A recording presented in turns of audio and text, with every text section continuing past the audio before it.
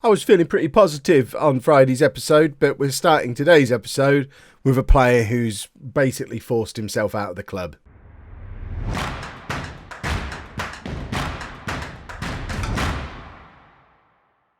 Hello and welcome to part 109 of It's Coming Home. I'm Kevin. Coming up on today's episode, we're at home against QPR in the Championship and away against Bournemouth in the third round of the League Cup. I think we played them in the third round of the League Cup last year and made no money. I haven't learned. I'm showing you it again. They're still Premier League opposition. They're top of the Premier League, in fact. That's ridiculous. How is that a thing? My word, in actual fact, what has happened in the world of Bournemouth? I know they're only 5 games in, but 8th, 12th, 8th, 5th, 9th. They're a proper top half Premier League team. Bournemouth are a good side, boys and girls, and they're top of the Premier League right now. It's going to be an interesting test for us. Since you were last with me, things have been going really rather pleasantly. We had a couple of disappointing defeats in there. We did beat West Brom 7-0 in the League Cup, though. That was a bit of a highlight, as was beating top of the table Birmingham 6-2 in our last league game, all of which leaves the league table looking like this. After 8 games, we are third in the league, 2 points off top of the table Preston. We've forced Birmingham all the way down here, and we're playing really rather well, switching between the 4-3-3 and the 4-2-3-1 as and when the situation dictates. Basically, if I think we might lose, we do the 4-3-3. If I think we should comfortably win, we do the 4-2-3-1. And when I say if I think, I base it largely on the odds. If we're the favourites, we pretty much do the more attacking one. If we're not the favourites, we tend to do the less attacking one. I might overrule it if it seems silly, but generally the odds are about right, I find. But I did mention in the intro there's a player who's forcing his way out of the club. If we have a look at the dynamics, Gary Watson is just being an absolute turd face. And he has been ever since we turned down pathetic offers from the... Oh yes, it was Chelsea, but they offered 300 grand for him. But all of a sudden, he wants to go to Celtic. Well, Celtic only offered about 400 grand for you as well. And apparently I've broken promises. I didn't break any promises. I told Gary Watson that if Chelsea came in for him again, I would sell him. Chelsea didn't. Celtic did. And he got in a grump. And apparently that was a broken promise. He then said, I then persuaded him to stay as long as I gave him a new contract. Agreed a contract with him, which after it was all agreed and they ticked it off, about a week passed. I think this was happening in the last episode where I said he's just about agreed a new contract. He then declined it and called that a broken promise and handed in a transfer request. And apparently his reason for wanting a transfer is because he wants to move to a club with a stronger squad. The man is just randomly flitting around between different reasons why he wants to leave. But I think that is the bottom line. He just wants to leave. It is a bit of a problem because he's our best player. He's been an absolute superstar. He's a 4-star player with the potential to get better. He's going to be a good Premier League goalkeeper in his future. He's a current international. We signed him for nothing and he's been brilliant. But we can't keep him around if he's disrupting the team.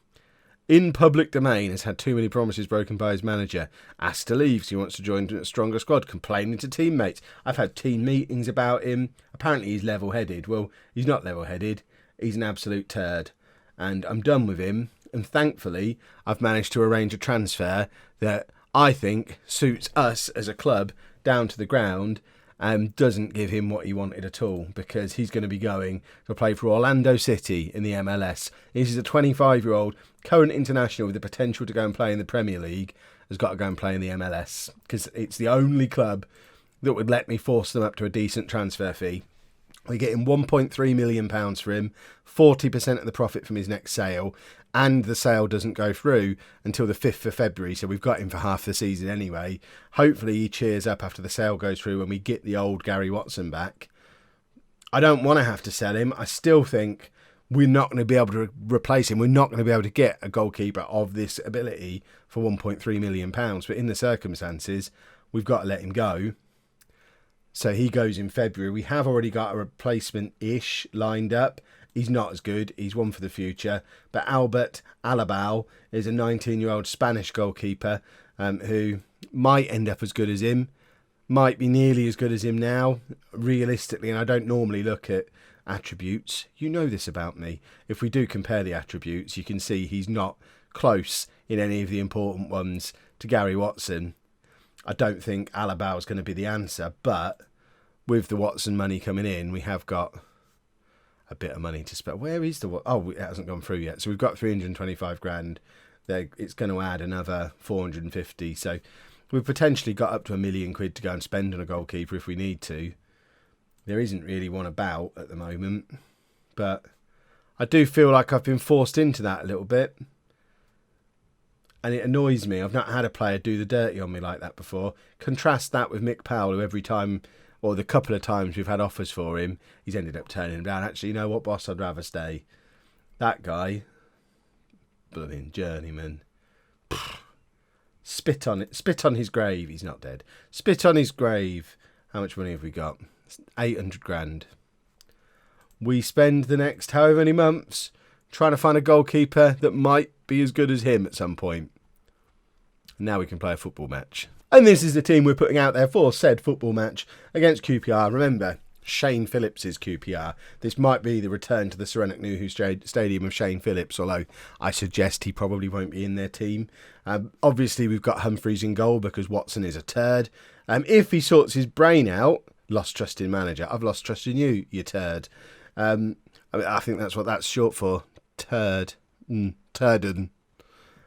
If he sorts his head out, we'll let him back into the team before he leaves. But I don't mind playing Humphreys. To be fair to Humphreys, we've got 3-star players in various other positions in the squad. It's not a disaster to have to play him. We've played him a couple of times already. He's not embarrassed himself. But I'd rather have a proper... focused on what he's supposed to be doing, Gary Watson. But Humphreys in goal, a back four of Wearmouth, Rogers, McLeish and Teasdale, with Perry and Fernandez in midfield, Magnin, Bowery and Bryan in the attacking midfield positions, and a fit again, Ollie Steer up front, who, Ollie Steer, I mean, that's a decent start to life as a lone striker for us. 5 goals from 3 starts. He also got a hat-trick against West Brom. I think it was against West Brom in the League Cup game that we won 7. Was it the one we won 7-0 or was it the other one? When did he get his League Cup? Oh, no, it was against Chesterfield. So he's doing all right for goals so far this season. Hopefully that continues today.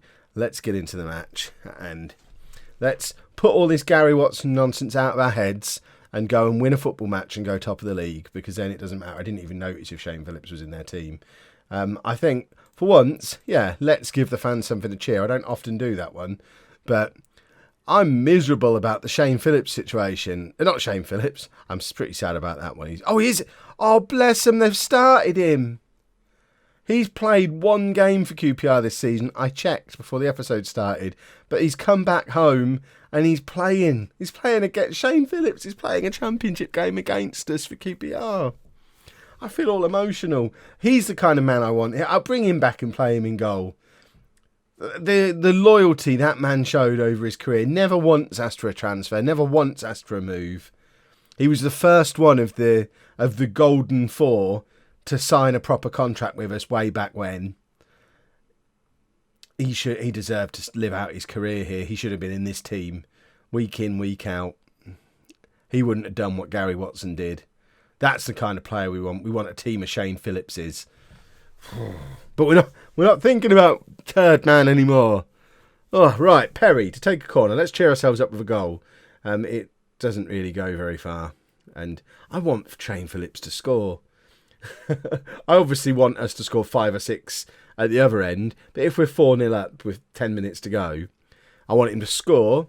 And then I want him to get substituted so we can give him a standing ovation around the ground because he deserves it. Because Sir Mick Powell on the last day of the season got to come on and got his sort of goodbye, even though he ended up not leaving. Shane Phillips didn't. It was kind of a decision we made in the summer, and he never got the chance to say goodbye. I hope we're clapping him every time he touches the ball. That you're a good group of fans, aren't you? You're giving him the hero's welcome home that he deserves. Lerick Fernandez has picked up an injury. We don't really have much in the way of options to replace him with. I guess the obvious one would be to bring Harrison on, but he's not exactly a central midfielder.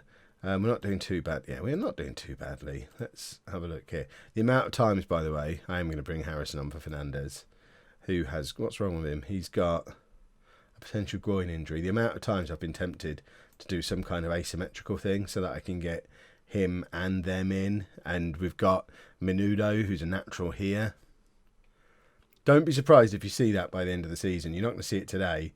We're just going to shuffle you a little bit further forward. Harrison can be the more defensive of the two, and we'll just do that. But I am toying with the idea of going asymmetrical. I don't think I've done that since Manchester City.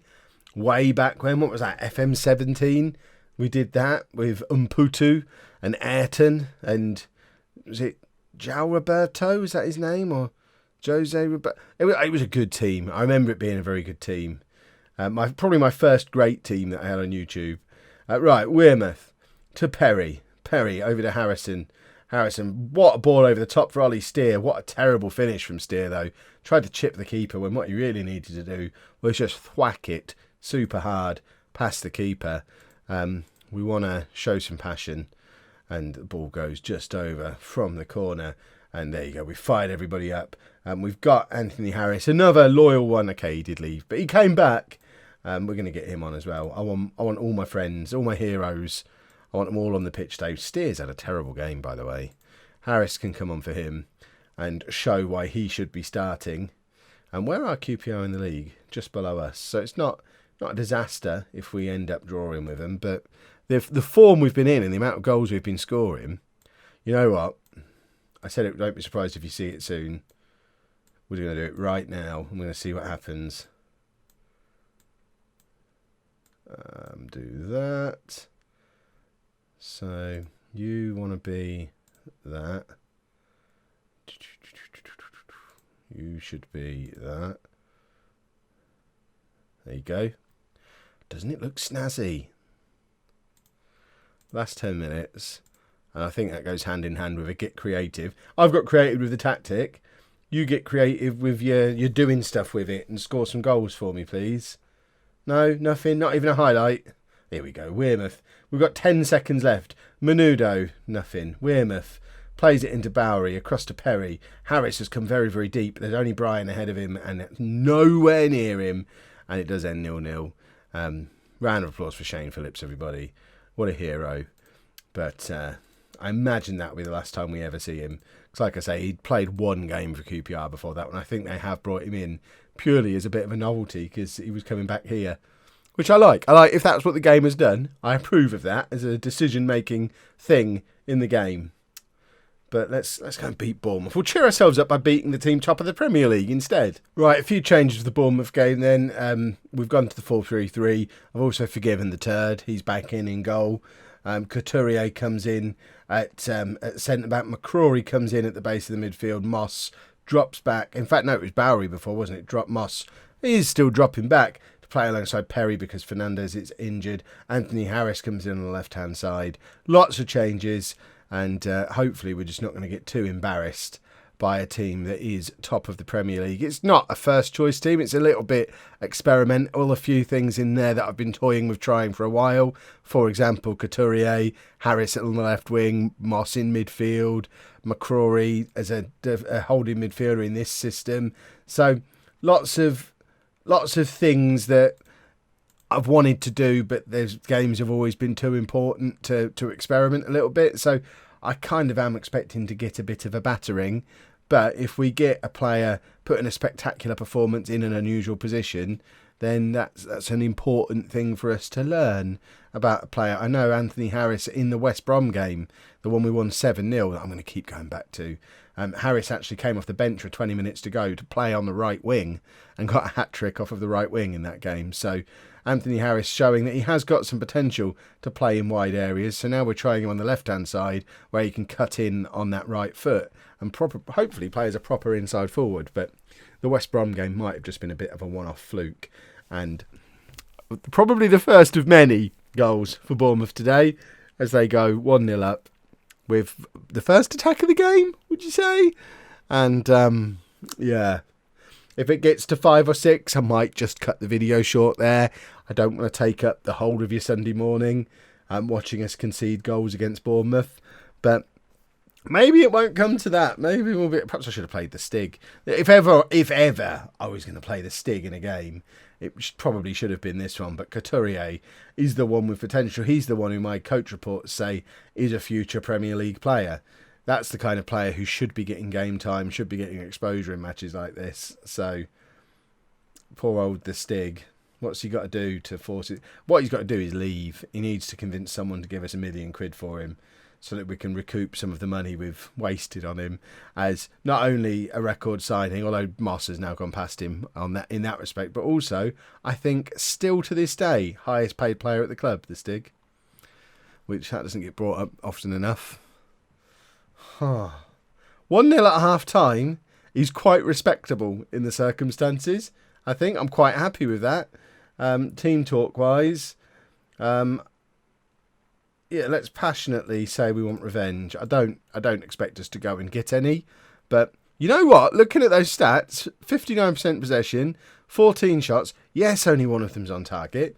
But we're playing, look at the positives today. I am hoping at some point in this episode you'll see us score a goal, but I think it's a bit of a long shot at this point. They've got an elite fullback that they're bringing on. How have Bournemouth got a world-class midfielder? Have I misunderstood? Do I not know which one Bournemouth is?